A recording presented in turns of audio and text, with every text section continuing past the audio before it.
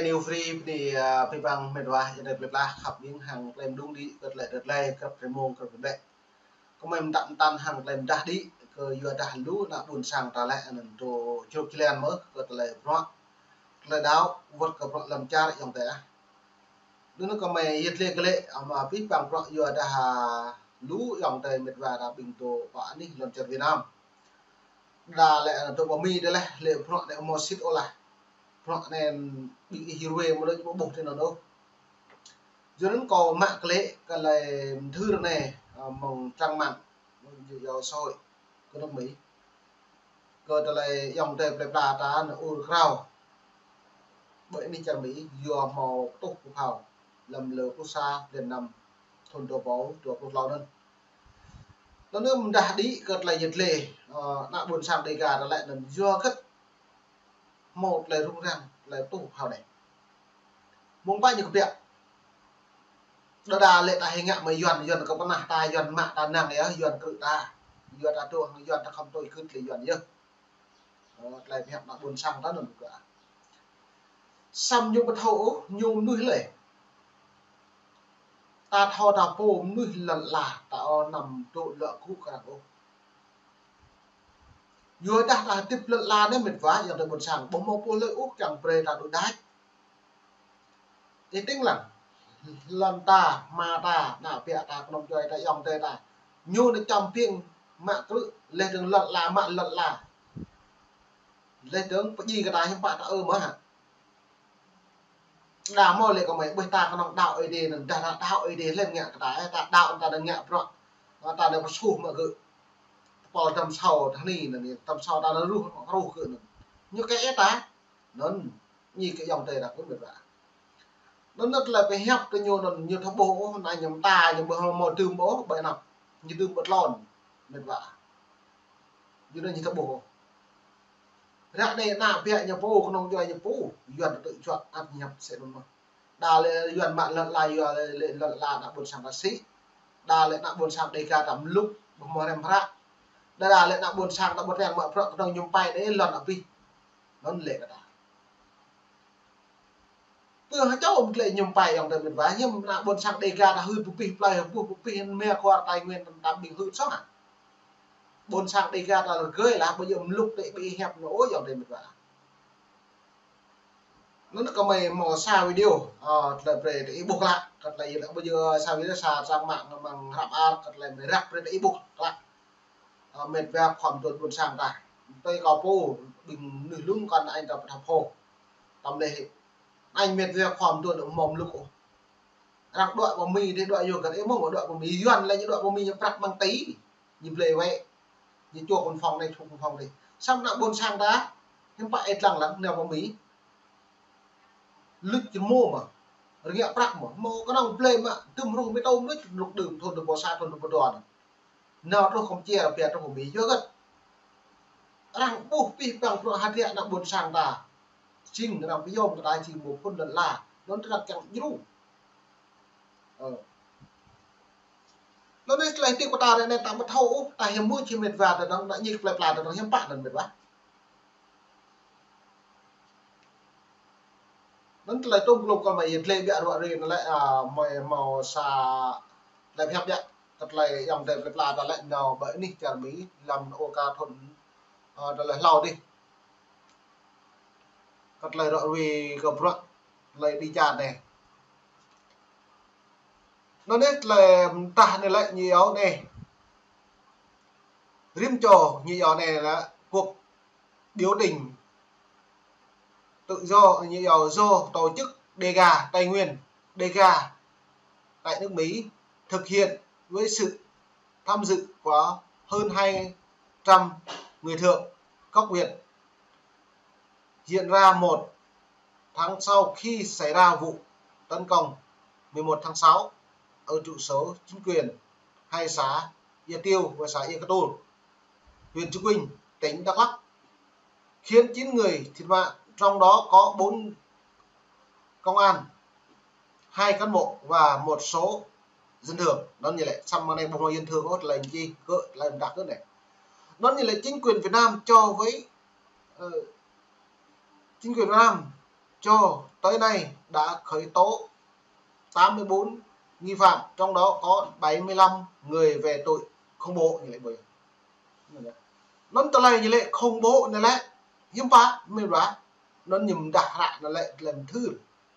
Liên Hợp Quốc lệ nước buồn sáng đầy cả là lệ nước Paris lệ đơn như lệ đây đâu một số nhà hoạt động và người thượng ở Mỹ có liên hệ với người thượng Tây Nguyên nói với LA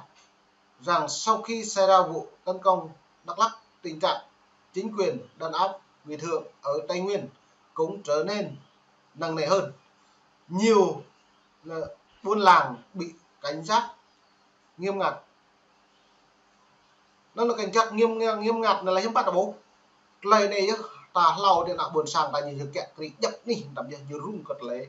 vừa đấm tốc pháo đâm được cả. Lê Trọng cho biết rằng cuộc đàn áp ở Tây Nguyên, Việt Nam hiện nay tồi tệ hơn bao giờ hết, đặc biệt là tình trạng nhiều trong Thiên Chúa, trong Thiên Chúa giáo. Tôi biết ngày cả trẻ em cũng đang bị chính quyền Việt Nam trả tấn và giết hại. Mục sư Jonathan thuộc Giáo hội Thánh Tin Lành ở Mỹ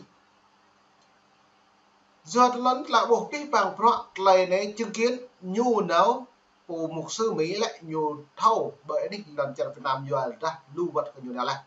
bởi nó là cái bằng lần chào Việt Nam bộ một lần ngay cứ lại đạo lần đạo bôi á sai cho rằng nửa nhiều biết quá về đặc miền vừa cất rằng bộ rằng thâu đã buồn sạc đi cả ra lại rằng tự chọn ở mạng lần là bữa tam nuôi bộ phun lần lại hết phải lại ta phải nhìn thằng bộ nó như giờ này mục sư Jonathan lại thuộc hội Thánh Tin Lành thành phố như áo Georgia tham gia cuộc biểu tình trong trang phục của người thượng gốc Việt. Ông cho biết ông từng đến Việt Nam năm 2019 và tiếp xúc với người thượng ở Tây Nguyên, tận mắt chứng kiến cuộc khốn khổ của họ, chứng kiến việc họ bị đối xử bất công, bị nhiều tước đất đai và tài sản của chính quyền của người Tây Nguyên bản địa nhô lại nhiều thâu như nào vẫn mà nước toại được như nào vẫn ăn đó bổ mất cả lời được ngã sát cả bộ đơn trời tương phạm lại tôi có mấy buộc đoạn về lại trang mạng lại làm đúng lý gặp đoạn vắt bình nừng Mỹ linh hàn đừng đã lào thì vắt bình nuôi là chứng kiến đa loại về lại đạo bệnh thì là chào Việt Nam rằng màu phít dân sách làm ba rằng nông ra bởi đi tòa án tối cao Liên Quốc lên từng kèm mạng thuận mà ra của cái đạo buồn sạc đầy gà đã lại vừa suy thuật này vừa đơn vả giờ nó còn mày đúng hàng là dịch lên này ta có mình lần tôi hàng nước Mỹ lại nhiều một tự do đấy nhiều một làm trọn sạc cất nhiều nào tài cất như tôi đó cất nhiều được khung với cái tài là cất đại nhiều cái nhủ tôi đã bỏ đam mọi nhiều cái nhủ xong mà rằng buộc lại này là hàng lại cả rằng pap cái đạo buồn sang ta có thấu lỗ tăng ta po phải nghe tăng ta po phải như tăng ta po này đúng rồi giờ nó như thế này trong khi một số nhà hoạt động và giới quan sát cho rằng vụ tấn công có thể bắt nguồn từ chính trang Đảng Cộng sản Việt Nam giờ nó lại ngại đến một bác mong bác hợp biệt nó rằng lại thực hiện lại tấn công bởi đi tua bộ nộp Đắk Lắk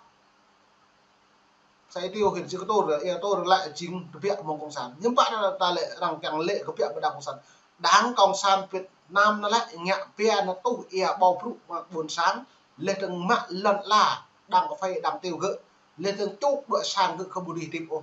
buộc vừa đã là này cộng sản ép người dân đường cùng buộc cứ phải hy sinh vì cái gì phải còn lại rẻ vừa đã Đảng Cộng sản Việt Nam ngạ này nó vậy yết là nó đấy còn lại tung lồng bi bằng rẻ mày rắc lại chôn một bẹ còn lại phun mà nó nhiều ông kêu gọi chính quyền Việt Nam hãy thay đổi quyền quan điểm và một số chính sách có thái độ nhiều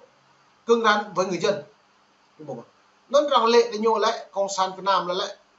căng nhiều plei hí hàng lại nghệ sát lệ tung tang cái đã buồn sang pre tôi mà buồn sang pre một lại thì bây giờ như nó mệt vả tại bộ này lại lú lum đuôi cái lại bỏ cỡ dần xăm đặc biệt về đảng cộng sản Việt Nam lại nhiều hụi rồi chá đó dòng tây mệt vả tôi chặt mấy đi tôi mệt vả dòng tây là thuộc Việt Nam lấy nhiều tập năng tôi có mi lên lệ dòng tây đã không bộ được mà như là than đi cao đang ủng hộ nó cái nào buồn sang này cả nhôn chính dòng nuôi mấy mục sư cơ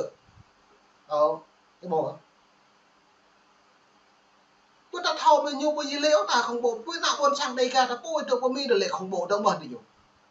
và có lẽ bình Việt Nam thì bình dọn là bình buồn sang đây cả đã bình hàm họ ô cái dọn là lệ không bộ cứ chẳng ta đó lại không bộ đâu mà thế cái tụi dừa cái lại là tốt của mình thì phải duyệt lên nó mời được bỏ này vi phạm bình tụ của mi đi duyệt việc đa số thành phần bây giờ vi phạm dòng này mình vào bập nhỉ còn lại đa số thành phần bây giờ thọ bật học khăn có công đoạn đi cha bộ môn theo giới có luật quốc tế căn thọ bố lệ cả hạt địa có buồn sang chẳng duyệt nó bộ làm gọc như gọc rồi lời của mình như bố tạch ốp vào mi đi lời của mình như tạch bóng sán nó cứ nhận nhích rằng dòng này phải vào duyệt nó được vậy nên mô này thì bị bang dòng này mình ra khỏi một sang học in là đúng hay là dịch lên này mà đi mong tức mình ra đi và được lại club mong trên free đi